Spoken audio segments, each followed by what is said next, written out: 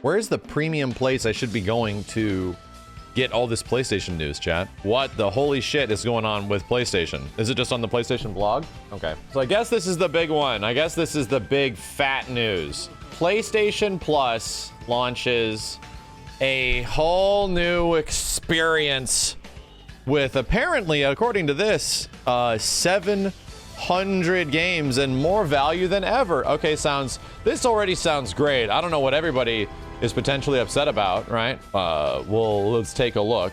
I'm gonna give my hot take on this. Today we're pleased to share the official news that changes coming to our subscription service.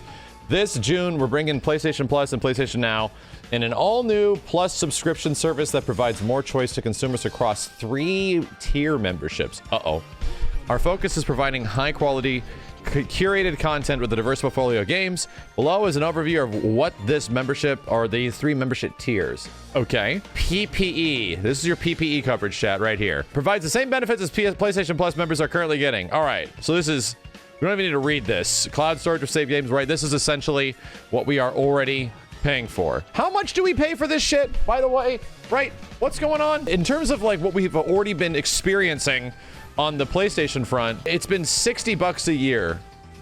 Gotcha. That lines up with this. I saw this monthly over here. I was like, yo, what? This is $10. But yeah, the yearly charge. Okay. All right. That makes sense. PlayStation Plus Extra provides all the benefits of the essential, adds a catalog of up to 400 games for the most enjoyable PS4 and PS5 games, including blockbuster hits from our PlayStation catalog and third-party partners. Games in the extra tier are downloadable for play. Okay, so this is a direct assault on what Microsoft is doing. A direct personal attack against Phil Spencer and the Xbox family. PlayStation is now focusing in, and they seem hangry and angry at the same time. And that's gonna cost you significantantly more. $40 more, in fact. So if you buy the yearly, it's like what, $9-ish a month, $8.5 a month or something like that. That's about what that costs. Okay, $100 a year seems a lot at the start, right? $20 cheaper than paying per month. Yeah, it's that's what I mean. I'm like trying to think, if you buy it yearly, it's like close to $8.5 a month, something like that. For me personally, I don't know if that's a deal breaker, right? Knowing that I can get PS4 and PS5 games is not. That's not what I'm looking for. As somebody that hasn't seen anything that what's going on right now, I do not see anything on PS1, PS2, or PS3 games. So PlayStation Plus Premium, Platinum, Premium provides all the benefits of essential and extra tiers. Adds up to 340 additional games, including PS3 games via cloud streaming. They technically offer that for a variety of PS3 games already, right? Yeah, they have PS Now. So that's just PS Now. A catalog of beloved classic games in both streaming and download options from the original PlayStation, PS2, and PSP. Oh, this is nice. Okay, I need more details on this, but this is actually kind of sick. Cloud streaming access for original PlayStation, PS2, PSP, and PS4 games offered in an extra and premium tiers markets where PlayStation Now is currently available. Customers can stream games using PS4 and PS5 consoles and PC. Time-limited game trials will also be offered in this tier. Oh, so they're putting demos in this tier.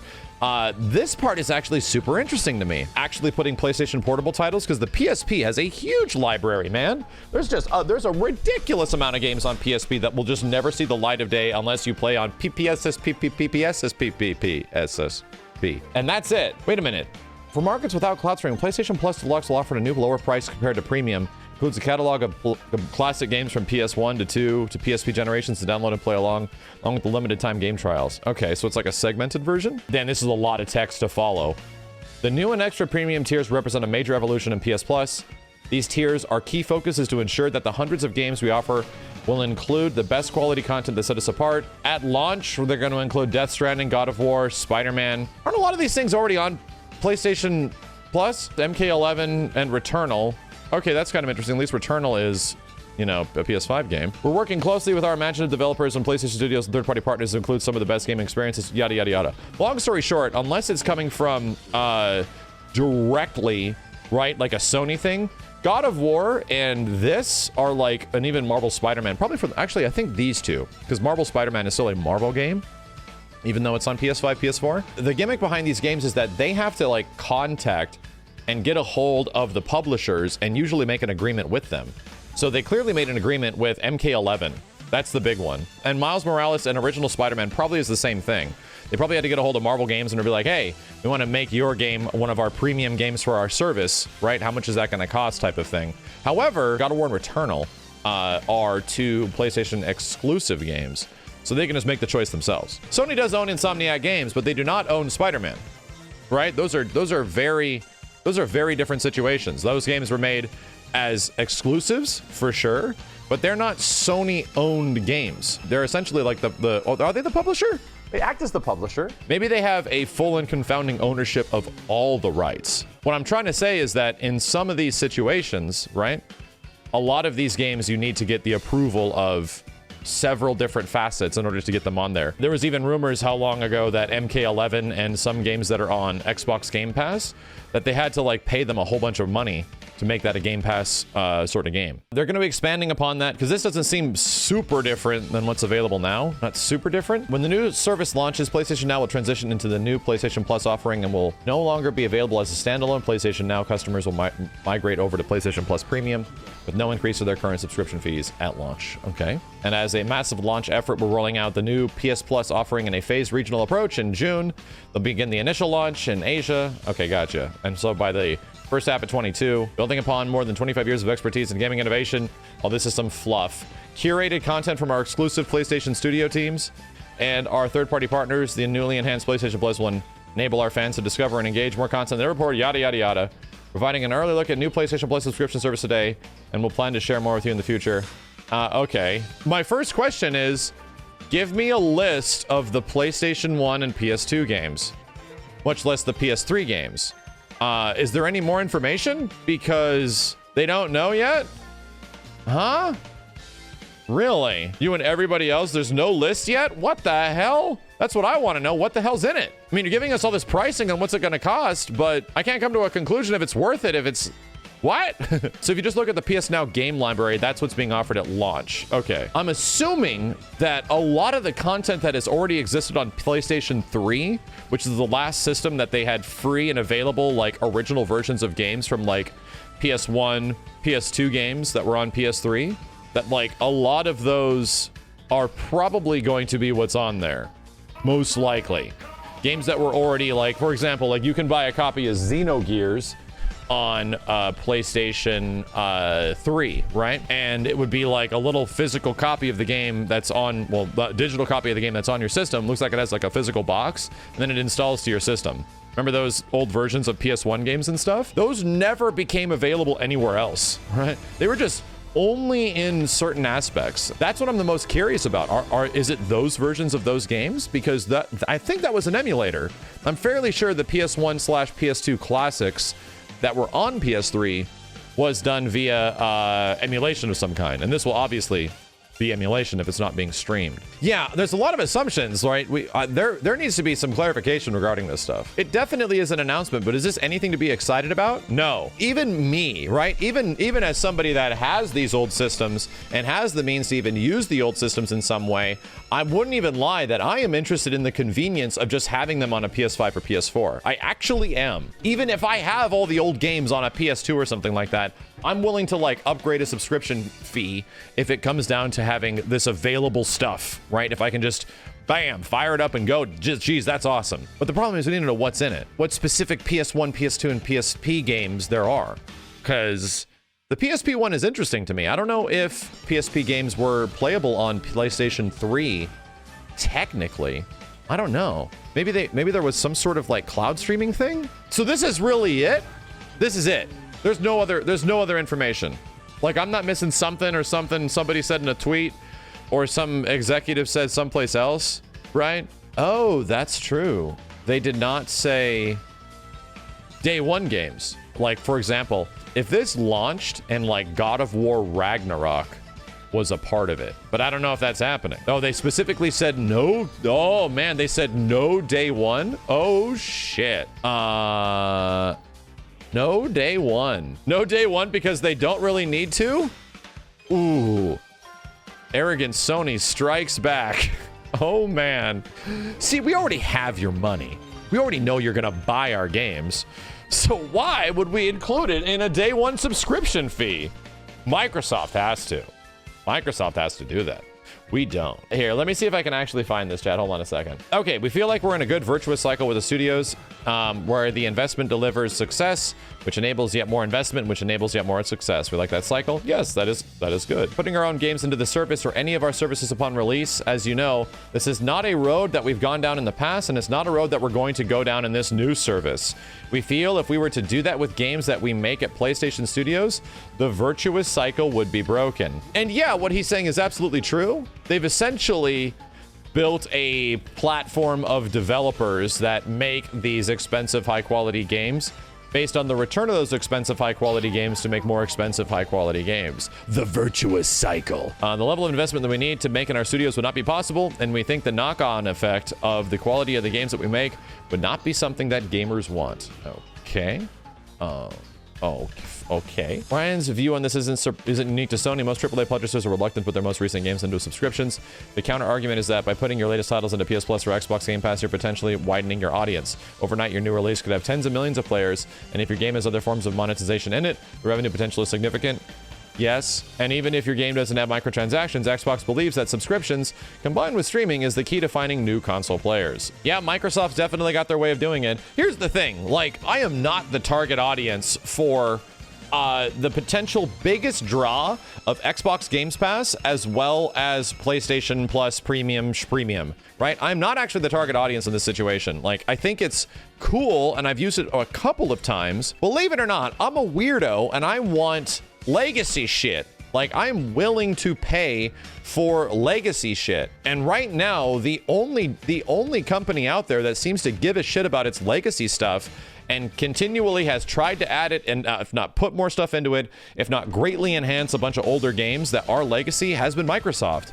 And that's been fucking cool. I think it's badass that I can still turn on my Xbox One, fire up, I don't know, split second, and find people online to play with on my friggin' new Xbox. The same thing with like Daytona USA or any other game that had like essentially relative multiplayer back on the Xbox 360 generation. I would assume that legacy is what the majority of people actually want for Sony. Games at launch thing is a big deal for Sony because, let's just be honest, Sony has way better exclusives than Microsoft. They just do. Like, however, I don't even know if that's directly like the biggest selling point.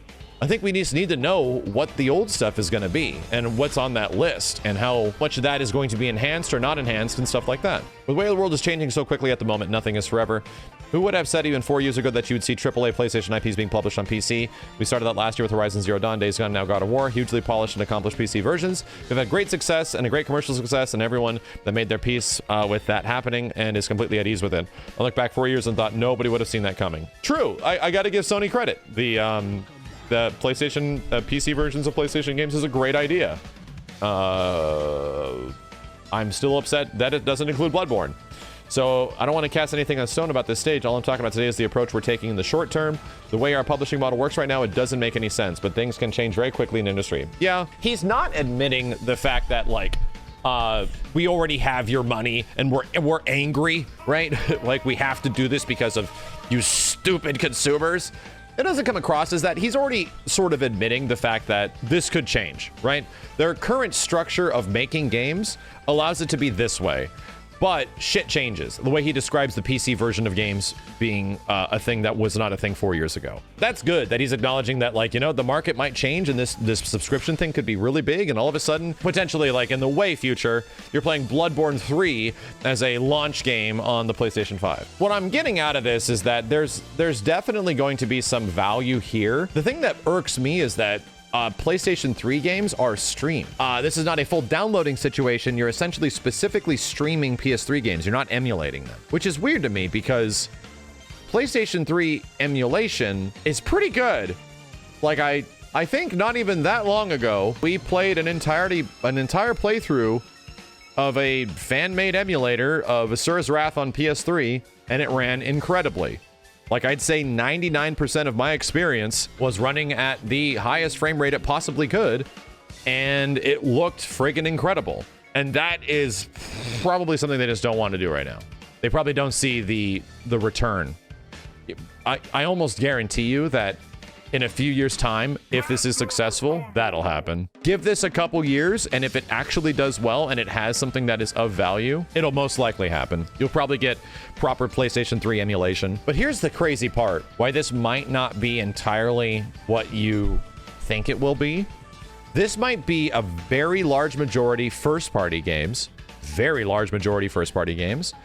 and most of the third-party games that you remember from the PlayStation 1 and PlayStation 3 might not be on here. I'm going to say really quick that if you're expecting something like, hey, I want to play potentially, I don't know, I'm just going to throw something out here like Xenogears on PlayStation 1. At that point, Sony has to go to Square Enix and start writing up negotiations specifically for that game. In the same way that they had to do this for another little thing. Here is a little thing that came out not that long ago where they released a whole bunch of PS1 games on a little device, right?